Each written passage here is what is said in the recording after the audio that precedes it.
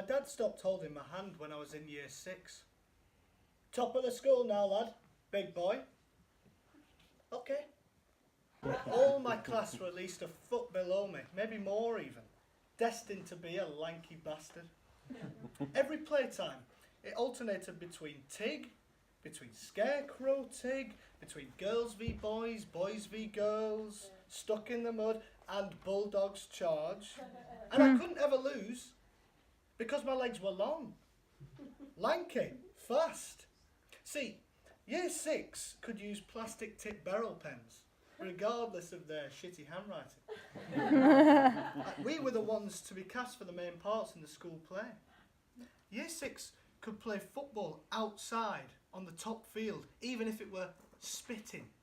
And in assembly, we got to sit on those fucking benches. The lower years in front of us with their arses on that cold linoleum floor, hunched over their crossed cotton socks and Velcro shoes, and I'd think, yeah, I am a big boy. Now, when it was Mum who's picking us up, I held a hand on the road. And if I didn't, she'd grip my wrist like I was a prisoner and drag me across. So holding hands made less of a scene. And if like, it were different with her because it was Mum. See, my dad's hands were bigger, but the skin was calloused from working on the site, and they felt a bit like when you rub your hand against sand-lined bricks. The hold was unconvincing. Not like he didn't want to, but like his hand just wasn't shaped for another. I was right with that. Big boy. I like football! I like football! I wasn't a neglected child at all. It was just, no, he loved me proper. Just if we were in a situation like I needed my hand held, Mum was there. But while Mum preferred the telly and a brew and Mr. Crouch, the cat, we preferred the real fucking thing. Match day. The day of Dad's hand. As he speaks, the sound of fans and shouting play quietly. The lights lessen, but not too much.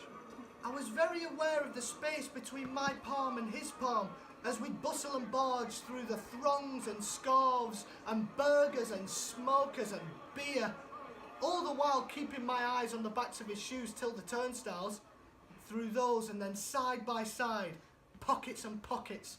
It's Saturday, 3 p.m. kickoff. Special treat, he says. I can get a pie. Meat and potato, please, love. Just cheese and onion now, I'm afraid. I'll get a Snickers, Dad. Are you sure? Crisps? Nah. Carlsberg, cheese and onion, Snickers. 2 Snickers and a Pepsi. What size? Big. The answer's 2 Snickers, this fucking massive Pepsi, and pats us on the head. Come on, lad. Thanks, Dad. Shouting is suddenly everywhere. We are consumed by the fans. The lights become more severe and outdoor. We hear the game and everything with it's about to happen. Blackout. Lights up, but less so than before. It is 5:30 p.m. I'm not sure when Dad is sad, or...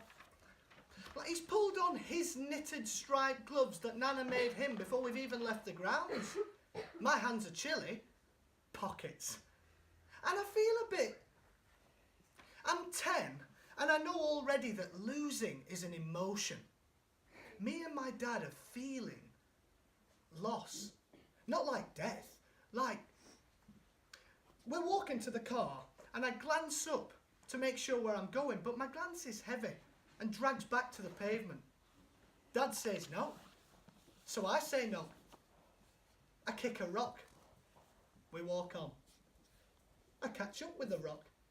I kick it again. Walk, rock, kick.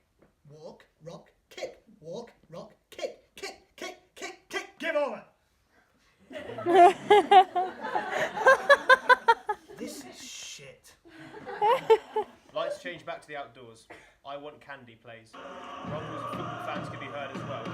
He watches the audience. We are the game. The rumbles get louder and a goal is scored.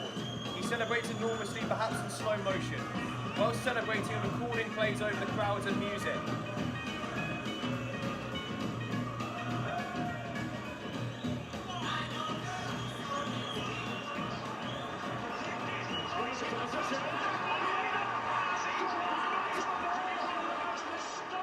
Instant elation. Everything is forgotten in the instant. An overwhelming surge of endorphins and outpouring of relief. Better than any drug. Complete strangers are your best friends for 30 seconds. I can't articulate the buzz. Wow. Runs to each position. Upstage right. Fucking yes! Downstage left. You beautiful bastards! Downstage right. You fucking bastards! Upstage left. Bastards! Bastards! Bastards! He runs downstage centre and lets out an impressive scream. The sound fades out. Lights lessen. He tries to catch his breath. So, fucking great game, wasn't it? Oi, did you enjoy it? Cold. My cold. I said you could. The game. Did you enjoy it? Liked my pie. You. The 88th minute. The 88th fucking minute. Were your eyes shut for the whole bloody thing? I didn't get it. Get it? They can't hear you. What? The players, they can't hear you when you shout shit at them. Fuck off. I'm just saying, like... Fuck off. That was our first and only date. Mum likes football, but she doesn't like football fans. She said being at a match is like being at a Boyzone concert, except the high-pitched screams from teenage girls are thunderous, deafening roars from big fat men which continuously erupt through your entire body for about 90 to 100 minutes. She's amazed at how they keep the energy. So, in the hallway, Mum hands us my striped gloves that Nana made me. It's colder today, she says, whilst picking Mr. Crouch up. Maybe that were the good luck charm you needed. I pull them on, tight, pull the cuffs past my wrists till the end of my fingers start to poke through the gaps in the wool. They're itchy, and the fibres are mostly Mr. Crouch's hair. But I am not taking them off. Today I want to feel... Come on, lad. Dad's by the open doorway, also wearing his gloves. Also his hat, which shrunk in the wash. Mum is laughing. Completes the set, he says. Gives Mr. Crouch a look. And I'm led by his hand on my shoulder out the door. Good feeling. Good feeling today, lad.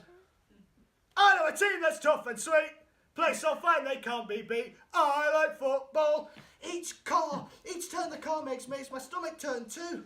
Everything is fizzy and slow. Drive faster, go faster. I want to be there. I want to win. I want to leave. I want to breathe now. Wow, fizzy arms, brizzy brain. My God, I look out the window at the road signs, at the road, at the sky, at the green. I want to win. I want to leave. I want to be there. I want to be there. Be there and shout, I like football.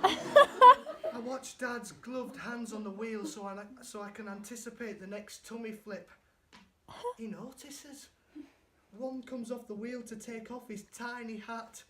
It lands on my lap. I'm a fathead, you're not. I pick it up and I've just noticed my hands are shaking. I put it on my head. I put the hat, Dad's hat, on my head and everything leaves. In the stadium, lights are outdoors, chanting. With both hands I hold the cardboard tray under my meat and potato pie.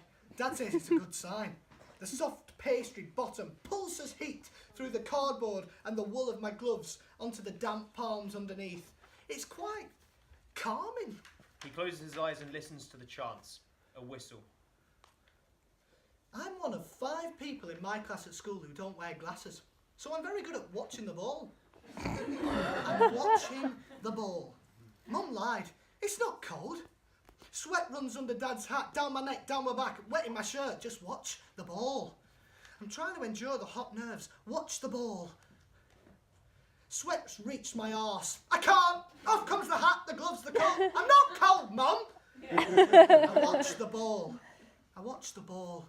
I watch Dad, who's done the same as me.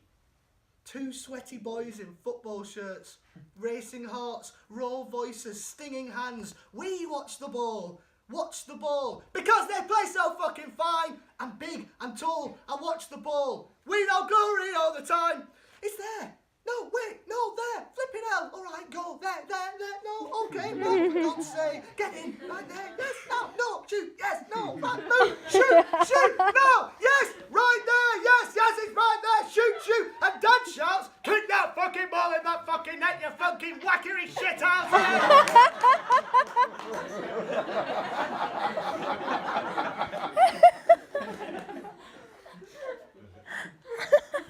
Our palms pressed tightly together and Dad's fingers wrapped around me. A pair of pink hands. It's like the calluses in his hand were these empty vessels that the brain could send energy to when it felt the purest happiness. Because I could feel it. I could feel the joy in his hand, and it ran into mine, through my arm like water. A complete circuit. And so everything excelled. Stars, they come and go. They come fast, they come slow. They go like the last light of the sun, all in a blaze. We jumped in sync, All you see is glory. holding hands and It gets shouting. lonely there when there's no one there. Shouting for the tea. to share. He listens for a while. You can shake it away. Sound and lights slowly fade. End Hear a extract. story.